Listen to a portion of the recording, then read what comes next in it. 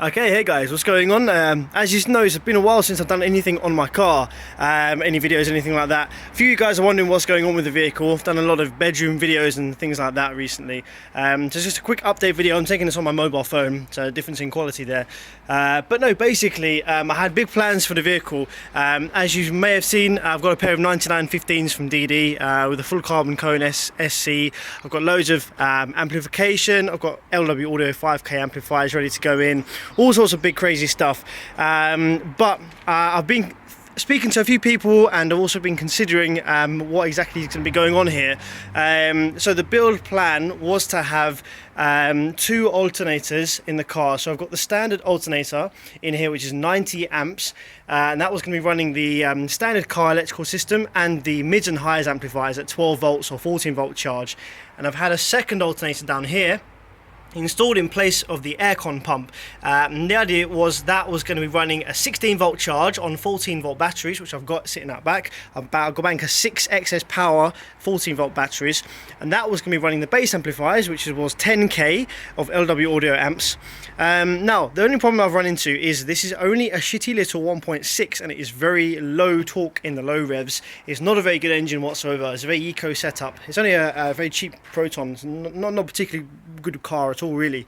So with the added load of a second alternator running at 230 amps deregged at 16 volts, plus the ridiculous weight of the two 9915s, about 40 kilos each or per sub, plus the amount of weight I'm going to be needing for the boot wall in here, plus the 6 batteries, plus the 2 amplifiers and all the cabling. I've got 51 meters of 70mm OFC cable to go in.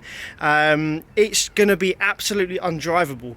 The car will very likely stall when I, try to base or pull away from idle, and it'll be incredibly sluggish and it won't steer very well. The rear suspension will be sitting on its arse. I'll have to get camper van springs probably put in to help that.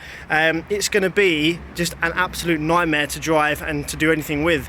Also, because it's a very cheap car, all the joints are cheap. I've already, even from the minimal bass I've had in here so far, I've already had about 143 dBs in here, a couple of 12-inch Pioneers on my last loudest build, or maybe the Xeon 15s. The boot hinges actually are not very good either, so I need to get replacement for those. So if I put two 9915s in here, I can just see a disaster happening, breaking welds left, right, centre, and just generally fucking up the car and just making it undrivable. Get a new car is the solution to this, absolutely. However, I do have a soft spot for this car. It's my own first vehicle. It is very tired and a bit knackered now in terms of detailing. It needs new rims. These are the original rims that came with it. They're absolutely corroded to pieces on the chrome. A few scuffs on there. Had a few people drive into me as well on the front one. So it'll be getting new rims. Basically, this car, change of plan, is going to be an SQ daily install using Digital Designs and LW kit. So it's going to have obviously the outside. The roof is a completely different colour to the rest of the car due to it being faded in the sunshine. You can see there the two different shades of yellow. So the roof's getting wrapped in black.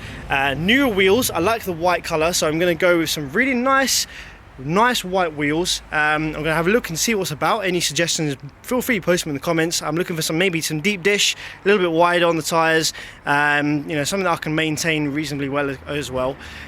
So the plan now is I'm just going to start working on it. Weather's getting a bit better here in the UK, it's starting to get a bit warmer, a bit of sunshine. So stripping and sound deadening the whole fucking thing. So what have I got over here? I've got some Digital Designs sound deadening out back, and that's going to be in the main area where I want deadened, so that'll be the boot and the doors if I've got enough. For the whole rest of the car, it doesn't need to be anything special in terms of deadening. I've picked up this flash band. Now, after doing a lot of research, this stuff is fucking brilliant and it's very cheap. A few of the top builders in the UK have actually used this throughout the rest of the car, and it actually adds a decent amount of mass to the panels. That's all you want to do. You don't need anything fancy, you just want to add weight to the panels to dampen them down and deaden them. This sticks really well, it's very thick, it's very heavy, so I'm adding a lot of mass there to the panels, so I can buy a shitload of it, layer it up, and it works out cheaper than any sound deadening, any car audio manufacturer sound deadening. So literally just going to line everything and anywhere in the car behind the panels that I can with this deadening stuff, and Digital Designs deadening in the back. Once that's done, Door cards are not my speciality. I can build boxes, I can't fucking work with fiberglass, and I'm not skilled enough with wood yet to sort of mould door cards out of MDF or anything like that. So a good friend of mine, the professor as we call it in the UK, Henry Harwood Acoustics, is going to be making me some transmission line door cards. He's done a few of these in the past. They sound absolutely fantastic. They'll drop down below 60 Hertz if I want them to, and then the subwoofer install is going to be using a single 10-inch woofer from Digital Designs in a big ass transmission line as well. I'm going to tune it low down at about 25 Hertz. Being a T-line, if it's well designed, it will play nicely all the way up through its different modes of output, all the way up as high as I want, really, as long as it's a well designed T-line. So that's going to be running on an LW Audio 5K. I'm not going to be strapped for power. I've got shitloads of power from dual alternators and batteries and all sorts. This is the external regulator for the second alternator I've got in there. I've got a little potentiometer on there on a long cable I can run to the dash, so I can adjust the voltage from whatever 12 to 18 volts if I wanted to. That will generally be at a set level. I won't need 16 volts really if I'm running a single 5K, so I'll probably keep that down at 12 volts, and I'll swap my batteries from 14 volts to 12 volt batteries, and that should be absolutely ample for what I need. Batteries I'll try and build into the spare wheel well. Unfortunately, it is a space saver, so it's not very deep, so I might have to get some of those nice thin batteries I've seen around. Alternatively, batteries do actually fit in the sidewalls here. AGMs I can run on this side. You don't have to have any problems with positioning with AGMs. And also, the batteries do fit in this kind of little bit here, so I can build some sort of supports here, and the batteries sit perfectly in there on a frame, which I'm thinking about building. As you can see, I've in a bodging way hacked off the old speaker mounts that were here that were really restricting my width. They came out to about here, so I've got rid of those. Now I can actually make full use of the width of the boot here in between the two suspension things there, and that's great. It means I can build a much bigger box in here. Going to be cleaning all this out today, that's the plan, and sound deaden as much as I can everywhere I can find. Rear door cards coming off. The ceiling there, I'm going to see if I can do an MDF roof in there or just deaden it. Not too sure for an SQ install whether I need the MDF roof or not, but just generally clear it up because it is really gone to shit. Haven't had door cards on here for a long time, and as you can see, I haven't sort of cleaned it out for a while. So yep, complete overhaul, and I'm going to be having the interior done up nicely as well.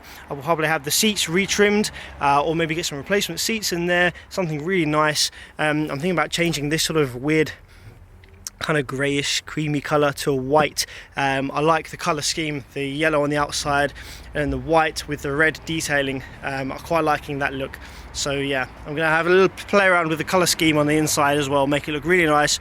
Good seating, good trimming all around, and yeah, just make it a really nice daily driving car, something that I feel really happy to get in, go wherever I like. It drives nicely, it sounds fantastic as well. On the audio side, I want it to just sound brilliant, be able to hear every detail in the sound. I want it to drop low, I want it to play high, and that's the idea for my daily. The SPL car, I'll be purchasing a second vehicle, probably a Mark IV Golf 3-door, something dirty diesel, something where the engine can run the alternators at low revs, a good amount of torque on there, and something that's built well as well. It's not going to fall apart to pieces when I start putting some bass in there. So that's the plan. I hope you're up to speed now with what's going on with the vehicle and why I haven't done any videos of the vehicle in a while, because it's been absolutely empty for ages. I had no music in there whatsoever, I've just been listening to music on headphones. So that's the plan. I'm just going to get started now the weather's getting a bit better. So yeah, I'll be doing more update videos as I go along with this, and you can see the finished product hopefully sometime this year. And in the base car, the Mark IV Golf, when I get round to that, running 9915s, fucking crazy shit, that will probably be in a couple of years to come when I've saved up some money for a second vehicle. So take it easy guys, hope you enjoy.